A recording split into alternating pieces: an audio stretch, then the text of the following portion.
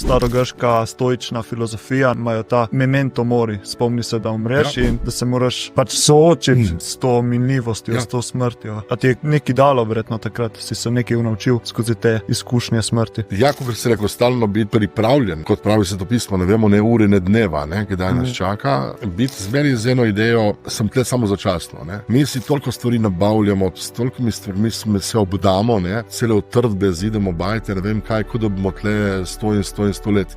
Pa v bistvu tle smo samo zencajt, ne. V krščanstvu rečemo, ni tu naš stalni dom je v nebesih, tle smo samo začasno, ne. Smo samo potniki ali pa romari, ne, skozi to življenje. Se rodimo, pridemo, zencajt smo in potem gremo. In če imaš tu v mislih, ni tu neka teža, da misliš na to, da si tle samo začasno, ampak je v bistvu neka stvar, ki te olajša. To svobodi, ne? Zakaj se prijemlješ preveč samo teh stvari, ki so na tem svetu. Če pa veš, da si tle samo začasno,